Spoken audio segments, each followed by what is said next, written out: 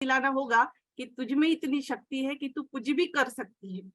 तो ये मंच जगाने के लिए है। बीसी सर ने हमारे अंदर की शक्ति जगाने के लिए इस मंच को तैयार किया है। और आज कहीं ना कहीं मैं इस बात को समझते हुए कि मेरे भी एक रिस्पॉन्सिबिलिटी है कि आज जिस स्टेज पे मैं हूँ उस पे और भी लेडीज आए, इस जिम्मेदारी के साथ इस प्रोग्राम को मैं आप सभी बहनों के लिए 2 लाइन कहना चाहूंगी कि इस रंग भरी दुनिया में अपना भी एक रंग होगा।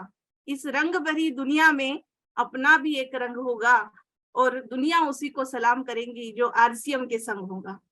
तो आप सभी बहनें बिल्कुल बिंदास होके बैठिए, बिल्कुल बिंदास रहिए। आप आरसीएम में आ चुके हैं, आप आरसीएम में एंट्री ले चुकी हैं, तो आपका भविष्य बहुत उज्जवल है।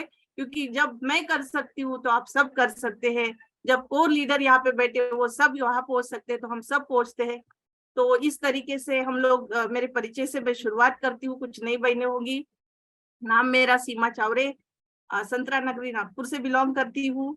पिछले कुछ दिनों से मैं इस आरसीएम बिजनेस को सीखने की कोशिश कर रही हूँ और डेली मैं इसको सीखती हूँ। और शुरुआत करते हैं बचपन से। तो बचपन मेरा बहुत अच्छा था क्योंकि पिताजी रेलवे में थे। और आप सबको पता है कि जब रेलवे में नौकरी लगी पिताजी को तो थोड़ी सी चैलेंज ये होता है रेलवे वालों के साथ में कि उनका ट्रांसफर बहुत जल्दी जल्दी हो जाता है शुरुआत में। तो मम्मी ने एक उपाय निकाला कि क्योंकि मम्मी को उनको साथ में जाना था तो मम्मी ने मुझे नानी के घर भेज दिया रहने के लिए। तो मैं बहुत छोटी थी तब जाके मतलब मुझे याद भी नहीं, 2-2.5 साल की रही होंगी तब मैं मम्मी को लगा कि नहीं ये मैं इनको संभाल नहीं सकती क्योंकि 3 बच्चे हैं, 2 बहनें और एक भाई है मेरा। तो मम्मी ने मुझे थोड़ा नानी के घर भेज दिया। थोड़ा वो दौर थोड़ा मुश्किल था और मैं नानी के घर में थोड़ी बड़ी हुई। 5वीं 6वीं तक मैं नानी के घर में थी। और 6वीं के बाद में मुझे बहुत ज्यादा मम्मी को मिस करती थी, मम्मी को बहुत याद करती थी। बहुत सारी बातें होती है लड़कियों के मन में जो सिर्फ मम्मी से कर सकते, बाकी किसी से नहीं कर सकते। तो मैंने मम्मी को कहा मम्मी मुझे अभी नहीं रहना है यहाँ पे, मुझे आप ले जाओ। तो फिर मम्मी के घर गई। तो 9-10 तक मैं मम्मी के पास रही।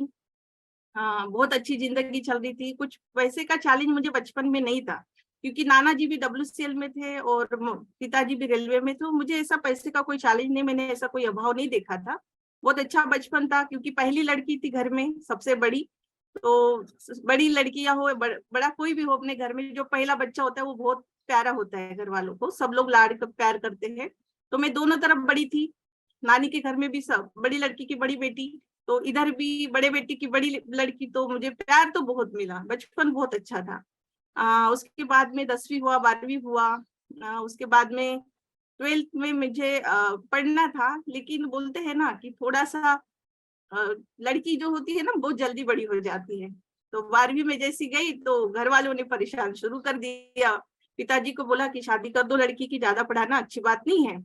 लेकिन मुझे पढ़ना था और मैंने घर में थोड़ा सा पिताजी से उतना बोलते तो नहीं थे क्योंकि इतना मैं पिताजी से मुंह पे बात नहीं करती थी। मम्मी के पास ही बोलती थी कि मम्मी मुझे शादी नहीं करनी है, मुझे पढ़ना है। तो मम्मी ने बोला कि पिताजी बोल रहे हैं तो देख लो। फिर पिताजी नाराज हो गए, बोले कि तुमको अगर पढ़ना है तो जाओ अपने नानी के घर, मेरे घर में नहीं रहना। तो मैंने बहुत रोई उस दिन, बहुत सोचा कि मैं क्या करूं क्योंकि मुझे वो समय मेरे लिए ऐसा था कि अगर मैं पिताजी की मानूं तो मैं 11वीं 12वीं में थी, ज्यादा मेरी उम्र नहीं थी। शादी कर लूं तो शायद मेरी आगे जिंदगी क्या होगी, फिर मुझे वो जिंदगी पसंद नहीं थी। घर बच्चा बस इतना ही मुझे पसंद नहीं था, मुझे कुछ करना था, मेरे कुछ सपने थे। और मैंने ठीक है बोला कि ठीक है मम्मी मैं नानी के घर चली जाऊंगी। फिर मैं नानी के घर आई। और जब नानी के घर आई तो पिताजी ने बोला कि मैं तुम्हें पैसे भी नहीं दूंगा, तुमको जो करना है वो करो, अपने हिसाब से करो, आप अपने हिसाब से जियो। तो मैंने कहा ठीक है मैं कमा लूंगी, कुछ नहीं मैं लड़की हूँ तो क्या हुआ, मैं कमा सकती हूँ। तो मैंने एक कॉन्वेंट में जॉब शुरू की। 12वीं के बाद में दूसरी कोई जॉब मिल नहीं सकती थी तो मैंने एक कॉन्वेंट में जॉब ली। और 500 रुपए की वो मेरी जॉब थी, पहली जॉब थी। वो स्कूल मेरे से स्टार्ट हुई थी। उस स्कूल में बच्चे जमा करना, उस स्कूल को खड़ा करना, वो सब कुछ मेरे हाथ में था। तो मैंने 150 बच्चे जमा कर लिए और उस स्कूल को खड़ा किया। और स्कूल का पूरा मैनेजमेंट, क्योंकि मैं पहली वहां पे अपॉइंटमेंट थी तो मुझे मेरे हिसाब से वहां सारी चीजें होती थी। बहुत अच्छे से स्कूल चलने लगा। और जब स्कूल चलने लगा तो मैंने अपने पेमेंट की बात करी कि सर अभी मेरा पेमेंट बढ़ा दीजिए ना, मैंने तो इतना अच्छा परफॉर्म किया है तो थोड़ा सा पेमेंट अगर बढ़ जाए तो अच्छी बात है। तो साउथ इंडियन लोग थे, थोड़ा सा उनको लगा कि अरे मैडम की पेमेंट कैसे बढ़ा दे, तो सर ने कहा कि आप दूसरी जॉब देख लीजिए, पेमेंट हम नहीं बढ़ा सकते अभी, टाइम है। तो मुझे बहुत जमकर धक्का लगा कि मैंने इतनी मेहनत करी, मैं सुबह से लेकर शाम तक पूरे दिन इस स्कूल को खड़े करने में लगा देती हूँ, लेकिन जब फीस की बात, जब मेरी पेमेंट की बात आई तो इन लोगों ने मुझे साफ मना कर दिया। तो मुझे बहुत बुरा लगा और मैंने उस स्कूल को छोड़ दिया। उसके बाद में मैंने पार्लर पार्ट टाइम सीखने का मैंने प्रयास किया कि मुझे कहीं से तो पैसा कमाना था, तो मैंने उस टाइम पे पार्लर सीखा। तो पार्लर सीखने के बाद मैं तुरंत ही उसमें, प्रैक्टिस मेरी अच्छी थी तो मैंने बहुत अच्छे से उसमें कमाई करना शुरू कर दिया, क्लासेस लेना शुरू कर दिया और धीरे धीरे मेरा पार्लर भी सेटअप हो गया। अब उस दरम्यान क्योंकि एज हो रही थी तो घर के लोग प्रेशर बना रहे थे कि शादी कर लो, शादी कर लो, क्योंकि आपको पता है लड़की को बिना कुंवारा भी कोई रहने नहीं देता। तो उस समय पे फिर शादी की बात हुई, तो मेरी एक शर्त मैंने रखी थी कि देखिए अगर मुझे शादी करना है तो मैं ऐसे ही लड़के से शादी करूंगी जो सिर्फ मुझसे शादी करे और मेरे आगे पीछे का कुछ मत देखे। तो मैंने वो शर्त सबको बता दी थी, घर में मम्मी को भी बता दी थी कि मैं ऐसे ही लड़के से शादी करूंगी जो मेरे आगे पीछे कुछ ना देखे, बस मुझे देखे, मुझे पसंद करे और मैं उनसे शादी कर लूंगी। तो मेरे पास ऑप्शन तो बहुत थे, लेकिन सरकारी नौकरी उस घर वाले देख रहे थे, क्योंकि घर में माहौल सरकारी नौकरी का था, तो उनको लग रहा था कि गवर्नमेंट ही लड़का देखना चाहिए। जब बात आई तो ऑप्शन मेरे सामने रखे गए, तो मैंने कहा कि मुझे किसी नौकरी के साथ शादी नहीं करना, मुझे किसी लड़की के साथ शादी करना है जो मुझे समझ सके और मेरे सपने को पूरा कर सके और मुझे आगे बढ़ा सके। तो घर वालों ने कहा, बहुत समझाया मुझे, लेकिन सच में मैं उस समय भी मुझे पागल बोलते थे, आज भी पागल बोलते हैं कि हूँ मैं थोड़ी सी पागल। तो घर वालों ने मुझे काफी समझाया कि बेटा नहीं, ऐसी जिंदगी नहीं जी जाती, बहुत सोच समझ कर जिंदगी जिया जाता है। आप गवर्नमेंट लड़के के साथ शादी करोगे तो सेटल हो जाओगे। लेकिन मुझे एक बात समझ में नहीं आ रही थी कि जब मेरे पिताजी गवर्नमेंट होके आज मेरी मम्मी को नहीं संभाल पा रहे, मुझे उतना सपोर्ट नहीं कर पा रहे, तो मैं कैसे यकीन कर लूं कि कोई गवर्नमेंट नौकरी करने वाला व्यक्ति अच्छा ही हो। तो मुझे थोड़ा सा उस चीज को समझना था, क्योंकि मुझे ये समझ में नहीं आ रहा था कि अगर कोई इंसान अच्छा ही नहीं है तो फिर उसके पैसे का मैं क्या करूं। तो उस चीज को मैंने बिल्कुल, मैं अपने इस पे अड़ी रही कि नहीं, मुझे ऐसे व्यक्ति से शादी करना है जो मुझे आगे सपोर्ट करे और मुझे आगे बढ़ाने में कोशिश करे। उसी समय सर का रिश्ता आया और सर ने ये बात किसी और ने नहीं की थी, लेकिन सर ने कही कि मुझे सिर्फ तुमसे शादी करना है, मुझे तुम्हारे पिताजी के पैसे नहीं चाहिए, तुम्हारे नाना जी से मुझे कोई लेना देना नहीं है और मुझे तुमसे शादी करना है। और बस इतनी सी बात जब उन्होंने कही तो मैंने आगे पीछे कुछ नहीं देखा और मैंने बोला ठीक है, यही वो व्यक्ति है जिनसे मैं शादी कर सकती हूँ। और मैंने शादी कर ली सर से। और संजय जी मेरे जीवन में आए और जैसा उन्होंने कहा था, जैसे मैंने सोचा था वैसे ही मेरे साथ होने लगा। और मेरी बहुत इच्छा थी पढ़ने की, आपको मैंने जैसे बताया, तो मैंने उस समय पे डीएड का क्रेज चल रहा था। डीएड तब बहुत सारी लड़कियां कर रही थी, बहुत दूर दूर से बच्चे आके डीएड बीएड करते थे। तो मैंने सर से कहा कि मुझे डीएड करना था, लेकिन पिताजी ने नहीं करने दिया, तो आप क्या मेरे को डीएड करने दोगे? तो सर ने बोला हाँ बिल्कुल, नंबर लगेगा तो बिल्कुल कर लीजिए। और उसी समय मेरा डीएड में नंबर लग गया और मैं डीएड करने लगी। 2008 में मेरी शादी हुई और उसी समय पे मेरा डीएड में नंबर लगा। फर्स्ट ईयर और सेकेंड ईयर मेरा चल रहा था, सेकेंड ईयर में थी मैं। और सेकेंड ईयर में जैसे गई तो उसी समय की बात है जब आरसीएम मेरे जीवन में आया। तो आरसीएम मेरे जीवन में इस तरीके से आया कि डॉक्टर साहब मेरे गांव से हैं, डॉक्टर किशोर बंदे सर, एक बार उनके लिए जोरदार तालियां, क्योंकि मेरे ग्रेड अप लाइन में आते हैं। और मेरे सभी लाइन ऑफ स्पॉन्सर जिन्होंने मुझे इस मतलब स्पॉन्सर किया, उन सबको मैं बहुत धन्यवाद करती हूँ इस मन से, क्योंकि सभी का ध्यान था। उस वक्त सर का जो पर्सनैलिटी था, जिस हिसाब से सर जॉब करते थे एक अच्छे होटल में, बर्डी में होटल है, नागपुर सिटी में बहुत बढ़िया चेन होटल है, मैनेजर का उनका जॉब था, बहुत अच्छी जॉब थी, सर को कोई टेंशन नहीं था। और वहीं पे खाना पीना सब कुछ, होटल वालों को सब कुछ अवेलेबल रहता है, तो मुझे भी ज्यादा टेंशन नहीं था। मैं भी अपना स्कूलिंग करती थी, मतलब कॉलेज जाती थी और पढ़ाई करती थी। बस एक टाइम का खाना मैं सर को बना के देती थी घर में, बाकी मेरे को टेंशन नहीं था। तो ऐसा हमारा बहुत अच्छे से शेड्यूल चल रहा था। लेकिन इसी दरमियान में मेरे साथ में एक ऐसा हादसा हुआ कि जिसके बारे में मैं कभी भी भूल नहीं सकती, और जब भी याद आता है तो बहुत बड़ा चैलेंज मेरे जीवन में आया कि मेरे मोबाइल में, तब कीपैड वाला मोबाइल था, मेरे मोबाइल का मैसेज आया कि आपको 1 करोड़ की लॉटरी लग गई है और कोई आरबीआई के व्यक्ति आपको फोन करेंगे, आप उनसे बात कर लेना। तो मैंने सर को बोला कि ये क्या चीज है, मुझे समझ में नहीं आ रहा, आप बात कर लीजिए। तो सर ने बात किया, तो सर को पता नहीं क्यों विश्वास हुआ उस व्यक्ति पे। तो सर ने उनसे फोन किया, इंग्लिश में बातें चली इन लोगों की, तो इनको विश्वास हुआ कि वो व्यक्ति सच में कुछ ऐसा चीज है और प्रॉफिट हो सकता है। तो सर ने भी बिना सोचे समझे उस व्यक्ति ने जो जो बोला सर ने करते गए। सर ने पहले 50,000 बोला तो 50,000 भर दिए, फिर 1 लाख बोला तो 1 लाख रुपए भर दिए। फिर सर बोले उसके बाद में और उसने डिमांड किया कि नहीं और भी पैसा लगेगा इसमें, आप और पैसा भरो। तो सर ने मेरे गहने बेच दिए, और भी उसने डिमांड किया। तो सर ने मेरे मम्मी से उधार लेकर मुझे पैसे, क्योंकि नई नई शादी थी, तो मम्मी से मैंने पैसे लेकर इनको दिया कि चलो भैया अच्छा कुछ होगा तो मिल सकता है। और सर के सपने बहुत बड़े बड़े थे, तो सर को लगा कि 1 करोड़ रुपया मिल रहा है, शॉर्टकट में मिल रहा है, तो ले लेना चाहिए। और ये गलती, सबसे भारी गलती हमारे जीवन में आई। और जैसी ये गलती हुई और सर ने ये सारे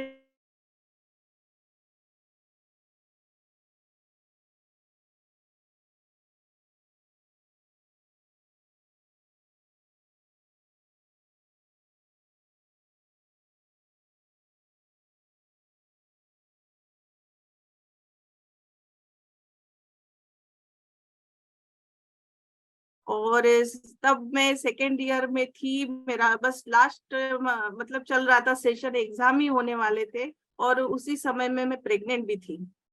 तो सर को जैसे ही पता चला, अब सर को दुविधा थी कि मैं इसको कैसे बताऊं, लेकिन एक्चुअली ऐसी चीजें किसी और से शेयर भी नहीं की जा सकती। तो सर ने मेरे साथ शेयर करी। घर आके सर ने जैसे ही बताया तो मेरे, मानो कि मेरे पैरों से जमीन हिल गई और मैं पूरी तरीके से एकदम से डिप्रेशन में चली गई। और मुझे लगा कि ये क्या हो गया, जब अच्छी खासी जिंदगी चल रही थी तो ये अचानक से ये कैसे क्या हो गया। तो मैंने सर को पूछा कि आप क्या करेंगे। तो सर ने कहा कि सर को भी समझ में नहीं आ रहा था। सर ने बैग पकड़ा, बैग भरा और बोला कि मैं जा रहा हूँ उनसे लड़ने, और जो होगा उससे होगा, मैं या तो आऊंगा या तो नहीं भी आऊंगा। और मैं डर गई। मैं बोली कि ऐसी कैसी बात कर रहे हो आप कि आप जाओगे तो वापस नहीं आओगे। तो मैं थोड़ा सा मैंने बैग को पकड़ा, मैंने बोला कि आप कहीं नहीं जाएंगे, अब जो हो गया सो हो गया, जो पैसा गया सो गया, लेकिन आप मेरे लिए इम्पोर्टेंट हो, आप हो तो हम दोनों मिलके सब कुछ कर लेंगे। और सर ने बैग को रखा, हम दोनों बहुत रोए उस दिन। और वो समय बहुत कठिन था। और उस समय हमने बहुत संभाला खुद को, और इतना कठिन वो दिन था कि हमने 2 साल कड़ी मेहनत, क्योंकि आरसीएम हमारे जीवन में आ चुका था उस समय। बेग सर हमारे घर में आए और बेग सर ने हमको समझाया कि मैडम देखिए आपके जीवन में आरसीएम आ चुका है, और आरसीएम में अगर आप काम करेंगे तो आपका लाइफ बिल्कुल सेट होगा, इसको भूल जाओ, जो हुआ सो उसको भूल जाओ। तो मैंने सर से पूछा कि सर अभी 500 रुपए नहीं आ रहे हैं, आप 5,000 और 50,000 की बात कर रहे हो, अभी मेरे अकाउंट में 500 रुपए भी नहीं आते हैं। तो सर ने कहा कि सीमा मैडम ये बिजनेस थोड़ा सा उल्टा है, आप इसमें 5,000 कमाना मुश्किल है, लेकिन जिस दिन आप 5,000 कमा लेंगे उस दिन 50,000 भी आपके जीवन में आएगा, और ये बिजनेस बहुत कुछ आपको दे सकता है। लेकिन तब मुझे विश्वास नहीं हो रहा था, क्योंकि मेरा समय भी ऐसा चल रहा था कि मुझे इमीडिएट पैसा चाहिए था और मुझे जल्दी से जल्दी पैसे कमाना था, सर को भी जल्दी से जल्दी उस चीज से निकलना था। तो हमने विश्वास उस समय तो नहीं किया, लेकिन फिर हमको सारी मतलब पूरा जद्दोजहद जो था हमारा, वो उस इससे निकलने का था कि कैसे निकले, इस इतने बड़े जो पैसे का जो हमारा ये हुआ था नुकसान, उससे कैसे निकले।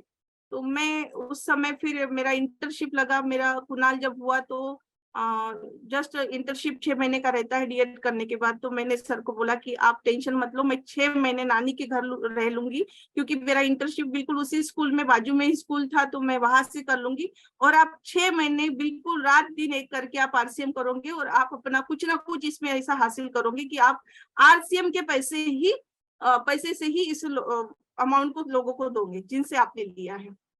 और वैसे ही मैंने किया, 6 महीने इंटर्नशिप करने के लिए नानी के घर, जैसे घर के पास में एक रूम लिया, वहां पे रहने लगी। और मैंने भी सोचा कि जब इंटर्नशिप का 3,000 रुपये मात्र मिलता था महीने का, 6 महीने में कर लूंगी तो वो पैसा भी मदद के लिए हो जाएगा। तो मैंने मात्र 12 दिन का कुनाल था, उसको झूले में डालकर 13वें दिन मैं स्कूल में थी। और मैं सीजर मेरा हुआ था। सीजर में पता है 3-3 महीने 6-6 महीने लोग छुट्टी ले लेते हैं सिर्फ बेड रेस्ट करने के लिए, घर में रहने के लिए, बच्चे को संभालने के लिए। लेकिन मैंने वो चीज नहीं की। उस दिन उस वक्त मेरा रेस्ट का टाइम ही नहीं था। मुझे ये पता था कि हमें कैसे भी इसमें से निकलना है, तो मुझे स्कूल जाना होगा, पढ़ाना होगा, और मेरा जो होगा आगे वो होगा, लेकिन इस चीज से हमको निकलना है। और 13वें दिन से मैं स्कूल जाने लगी, 6 महीने का इंटर्नशिप किया। उसके बाद में बहुत सारी चीजें हुई कि जॉब करना था कंटिन्यू, मैंने किया। मैंने छोटे छोटे बच्चों को घर में रख के जॉब किया। 2,500-3 हजार रुपये में भी नौकरी करी, 4-5 हजार रुपये तक भी नौकरी करी। पार्ट टाइम में मैंने पार्लर का भी काम किया। मैंने जो मुझे कमाना था, मुझे जो मेरे इससे हो रहा था, वो मैं सर को मदद कर रही थी। और सर ने भी लगातार मेहनत करके 2 साल के अंदर ही फिर सर का लीडरशिप और रॉयल्टी हुआ। और हम लोग धीरे धीरे करके उस गड्ढे से निकलकर बाहर आए। और जैसे ही सर का रॉयल्टी हुआ तो मुझे एक विश्वास हुआ कि नहीं, अब हम कुछ ना कुछ आरसीएम से तो कर सकते हैं। और फिर हमारा जीवन जो आरसीएम के लिए हमने सीरियस होकर जब काम करना शुरू किया, क्योंकि तब तक मेरा सपोर्ट सर को कुछ भी नहीं था। और सर को दोनों काम करके आरसीएम भी करना था, फिर होटल में भी जॉब करना था। तो सर का ड्यूटी कभी कभी 3 बजे तक रहता था, 12 मतलब सुबह 6 बजे से लेकर 3 बजे तक ड्यूटी रहता था। कभी कभी डबल ड्यूटी हो जाता था, तो कभी रात के 12 बजे तक सर आते थे घर में। तो बहुत बार सर भी बोलते थे कि ये ड्यूटी अच्छा तो है, खाना पीना सब कुछ मिलता है, लेकिन इसमें टाइम नहीं है, टाइम का बहुत प्रॉब्लम है। तो मैं बोलती थी कि ठीक है, अपन कुछ ऐसा करेंगे कि हमको टाइम भी मिल जाए, टाइम भी हमारा आने वाले समय में बच जाएगा। तो इसको हमें थोड़ा सा और भी अच्छे से करना होगा। तो सर बिल्कुल उसमें लगे रहे। और फिर सर ने निर्णय लिया कि नहीं, अब अगर आगे बढ़ना है तो मुझे नौकरी छोड़ना होगा। तो सर ने मुझसे डिस्कस किया कि कैसा किया जाए। तो वैसे तो डबल इनकम थी पहले की, आरसीएम से भी पैसा आ रहा है, फिर नौकरी का भी पैसा आ रहा है, तो सब कुछ ठीक ही चल रहा था, सब कुछ मैनेज हो चुका था। लेकिन फिर से हमने एक डिसीजन लिया कि नहीं, ये चैलेंज को हम लोग लेते हैं कि हम लोग नौकरी छोड़ के भी इसको करके देखते, थोड़ा सा चैलेंज होगा, क्योंकि इसके पहले इतने बड़े चैलेंज से निकल गए हैं, तो और चैलेंज लेने में क्या प्रॉब्लम है। 1,000 परेशानी तो है ना, और एक लेना है, क्या टेंशन है। तो हमने कहा कि ठीक है, आप नौकरी छोड़ दीजिए। तो सर ने नौकरी छोड़ दी। और जैसे ही नौकरी छोड़ के बिजनेस सीरियसली करने निकले ही थे कि लॉकडाउन लग गया। तो लॉकडाउन जैसे लगा तो सर फिर से बोले कि अब तो मुश्किल ही लग रहा है, अब तो क्या पता क्या होगा।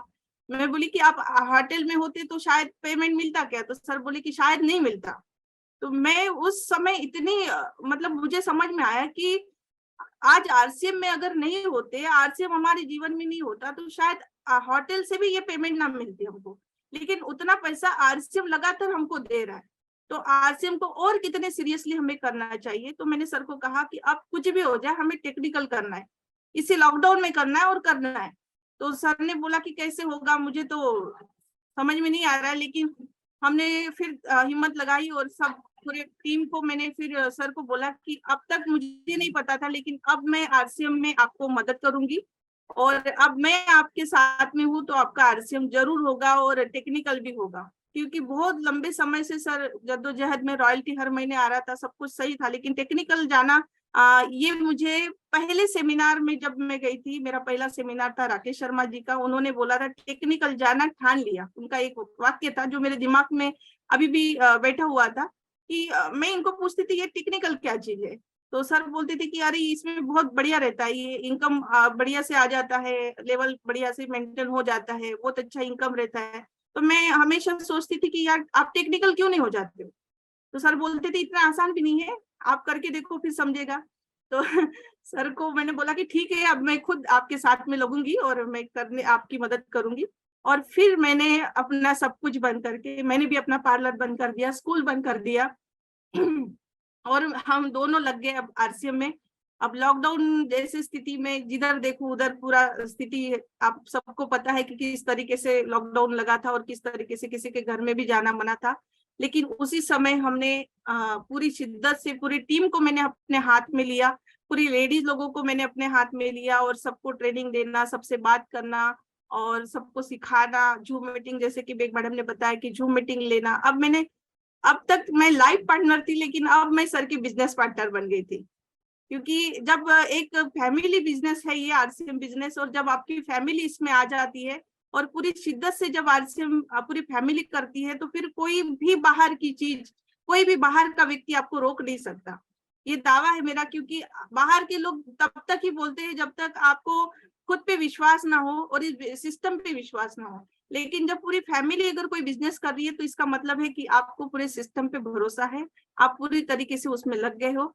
और वही हुआ मेरे साथ में कि जब मैं इस सर के साथ में लग गई, पूरा सिस्टम जब मैं पूरा समझने लगी धीरे धीरे करके, तो सर का टेक्निकल भी हुआ।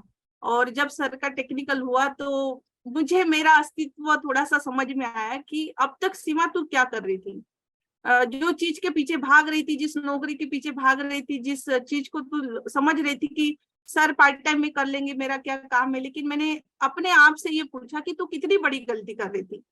और ये गलती सारी लेडीज करती है कि जब जेंट्स करते हैं तो वो अपने घर में अपने काम में लगी रहती है, वो आरसीएम में ध्यान नहीं देती। लेकिन मुझे ऐसा महसूस हुआ कि अगर ये गलती कोई करे ना, और सब लेडीज अगर इसमें मिलके काम करे, हस्बैंड वाइफ दोनों मिलके काम करे, तो ये सच में फैमिली बिजनेस है। और जब दोनों मिलते हैं तो एक और एक 11 हो जाता है और ये बिजनेस स्पीड से दौड़ने लगता है। क्योंकि अभी आपके जो मोटरसाइकिल है उसमें 2 पहिए है और दोनों पहिए अभी लग गए हैं, और अब आपकी जो स्पीड बनेगी वो थोड़ी स्पीड से बनेगी। तो इस तरीके से फिर हमारा टेक्निकल हुआ। और मैंने इस समय जब से मैंने आरसीएम को मतलब देखा समझा, तो मुझे ये समझ में आया कि सिस्टम फॉलो करना बहुत जरूरी है, 6 बेसिक फॉलो करना बहुत जरूरी है। 6 बेसिक के बाहर हमारा बिजनेस नहीं होता, 6 बेसिक ही हमारा सब कुछ है। हमें 100% प्रोडक्ट यूज करना चाहिए। अगर हमारे घर में 100% सिस्टम फॉलो होगा, 100% प्रोडक्ट यूज होंगे, तो हम लोगों को बहुत जल्दी बहुत आसानी होती है उस मुकाम पे जाने के लिए। हमें फर्स्ट प्रायोरिटी देना होता है इस सिस्टम को, क्योंकि हम लेडीज लोग ना थोड़ा सा ये रहते हैं कि हम शादी पहले निपटा लेंगे, कोई प्रोग्राम पहले निपटा लेंगे, फिर आरसीएम करेंगे। लेकिन मैंने ऐसा नहीं किया। मैंने जब से आरसीएम को समझा, मुझे सर ने पहले दिन से ही बोल दिया था कि मुझे कोई मिले ना मिले, आपको मेरे साथ सेमिनार में चलना है। और पहले दिन से उनका रूल है कि आप पूरे दिन कुछ भी करो, लेकिन सेमिनार के दिन आप मेरे साथ चलोगे। और मैंने भी कभी मना नहीं किया था सर के साथ में। मैं धीरे धीरे मतलब हर सेमिनार में जाती थी, जब कोई लेडीज नहीं दिखती थी सेमिनार में, उस समय से मैं सर के साथ में सेमिनार में जाती थी।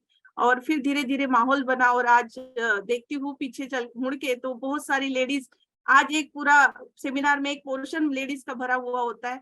तो वो स्टोरी भी बहुत बढ़िया है कि जब शुरुआत में कोई नहीं करता था, लेकिन आज जिधर देखो उधर लेडीज ही लेडीज नजर आती है। और इस तरीके से हमने आरसीएम किया। जब मैं भिलवाड़ा गई पहली बार, तो भिलवाड़ा में मतलब मुझे नहीं लगा था कि इतनी बड़ी कंपनी शायद मैं कभी देखूंगी या सर मुझे कभी लेके जाएंगे। लेकिन जब मैं कंपनी गई और सर से मिली, किसी सर के सामने जब हम गए, तो मुझे ऐसा लगा कि सच में ये इतना बड़ा सिस्टम, और उससे भी बेटर हमारे सर। मैंने जो सादगी में सुंदरता उनके अंदर देखी, सादा जीवन उच्च उच्चार जिसको बोलते हैं, कि बिल्कुल सादा जीवन है लेकिन विचारों से इतने महान है कि सर की बातों से, सर की किताबों से, सर की जब भी मैं सीडी सुनती हूँ तो मुझे लगता है कि ये बिजनेस तो इतना महान है कि ये आम व्यक्ति समझ ही नहीं सकता। इसलिए शायद शुरुआत में किसी के समझ में नहीं आता, लेकिन जब आप गहराई में जाते हो, गहराई में इसके आप उतरते हो, तो इस बिजनेस के करने के मायने बदल जाते हैं। ये सिर्फ पैसे के लिए करने वाला बिजनेस नहीं है, ये सिर्फ मान सम्मान के लिए बिजनेस नहीं है। तो ये आपकी 7 पीढ़ियों का, आपकी 7 पुश्तों का, आपके आने वाले सारे जनरेशन का बिजनेस है। ये बहुत डीप बिजनेस है। इसको समझने के लिए पहले इसके डीप में जाना होता है, तब जाके हमें आरसीएम समझ में आता है। और इस तरीके से सर के साथ में मैं काम करते करते जब मैंने अपने अस्तित्व को जाना, जब मैंने लेडीज के बीच में काम करना शुरू किया, तो जिस तरीके से अभी लेडीज बात कर रही थी, उन्होंने मुझे अपना मेंटर जैसे वो बोलते हैं, जब वो मुझे बोलते हैं कि मैडम मुझे आपके जैसा बनना है, मैडम मैं आपसे सीखती हूँ तो मुझे अच्छा लगता है। तो जब भी कोई एक भी लेडीज मुझे ऐसा बोलती है तो मुझे लगता है कि मेरे जीवन का उद्धार हो गया। क्योंकि इस जीवन में आए तो है, पैसा भी कमाएंगे, सब कुछ कमा लेंगे, लेकिन जब जाएंगे तो क्या लेकर जाएंगे। इस बात को मैं हमेशा अपने आप से पूछती हूँ कि जीवन छोटा नहीं, महान होना चाहिए। जीवन बड़ा नहीं, महान होना चाहिए। और मेहमान बनकर आए हैं, महान बनकर जाना है। क्योंकि इस धरती पे सब कोई हमेशा के लिए नहीं है, लेकिन अपनी कीर्ति को महान बनाकर जा सकते हैं। बहुत सारे हमारे महापुरुष इस धरती पे हुए, बहुत सारी महिलाएं इस धरती पे हुई, जिनका नाम आज भी सब लोग लेते हैं। झांसी की रानी का नाम इसीलिए आता है क्योंकि उन्होंने ऐसा कुछ कीर्तिमान किया। तो क्या हम खाली चूल्हा चौका बच्चे बस इतने इसके लिए बने हैं? नहीं, हम भी कुछ करने के लिए बने हैं। और हम भी अगर इस आरसीएम बिजनेस में कुछ महान काम करेंगे तो दुनिया भी हमको याद करेंगी। और इस मंच को सर ने हमारे इसलिए बना के दिया है कि हम ऐसा कुछ करें, एक दूसरे से सीखें। और हम लोग सीख भी रहे हैं। और इस मंच पे हर किसी महिला की स्टोरी आएंगी, आने वाले समय में आप सभी की स्टोरी आएंगी। लेकिन उसके लिए 1 बजे आपको आना होगा, 1 बजे के सेशन को आपको महत्व देना होगा, 1 बजे के सेशन को फुल करना होगा। सब लोग मिलकर इस बिजनेस को अगर आगे बढ़ाएंगे तो एक दिन आएगा कि सब तरफ महिलाएं महिलाएं होगी। हर कोई इस बिजनेस को करना चाहेंगी, क्योंकि एक महिला दूसरी महिला को देख के मोटिवेट होती है। एक महिला दूसरे की बातों से मोटिवेट होती है। मुझे भी पता नहीं, जब मैं शुरुआत में कोई नहीं दिखता था तो मैं सर को बोलती थी कि यार कोई नहीं आता, आप सिर्फ मुझे ही लेके जाते हो सेमिनार में, मैं ही दिखती हूँ क्या आपको? तो सर बोलते थे कि नहीं नहीं, आएंगे आएंगे, तुम अपना काम करो ना। लेकिन आज मैं देखती हूँ कि आज वेग मैडम के बाद में मैंने शुरुआत करी। और वेग मैडम जैसे पहले नहीं निकलते थे बहुत बाहर, क्योंकि उनके भी अपने खुद के चैलेंज थे। लेकिन शुरुआत जब मैंने करी तो आज धीरे धीरे धीरे सब कारवा बढ़ रहा है। और हम लोग सब मिलके, हेमलता मैडम, सब कुछ हम नागपुर में माहौल बना रहे हैं। और एक दिन बहुत बड़ा काम इस बिजनेस में हम लोग करेंगे, इसी आशा के साथ में सबको बहुत बहुत धन्यवाद। सभी गुरुओं को धन्यवाद, इस मौके के लिए धन्यवाद, इस स्टेज को धन्यवाद। Thank you so much Sandhya madam, thank you so much. Thank